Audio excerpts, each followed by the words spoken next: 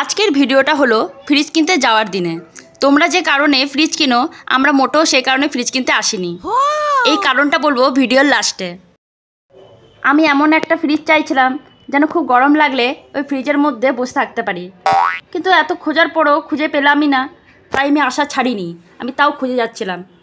কিন্তু হঠাৎ করে বাড়ির লোক বলল আমার কথা নাকি পাত্তা দেবে না, তাই নিজেদের মতো পছন্দ করে একটা ফ্রিজ কিনে নিল।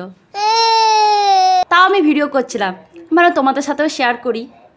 যে ফ্রিজটা বাড়ির লোক কিনলো সেটা খুব সুন্দর ছিল, সব গুণ ছিল, শুধু একটাই গুণ ছিল না, ওটাই যে গরমে আমি আর ওই ফ্রিজের ভিতর ঢুকে বসতে পারবো না। খুব দুঃখ। লাস্টের ফ্রিজটা দেখো, আমি আমার হাইটের সাথে মেলাচ্ছিলাম, কত ছোট, আমার বুনির মতন, এইটুকু পাড়া। লাস্টে বুঝতে পারলাম তো নেবেই না, পালাই পালাই পালাই। এই দেখো বলছিলাম যে কারণে আমরা ফ্রিজ নিই, জামা কাপড়গুলো আমরা ঠান্ডা করার জন্য রেখেছি।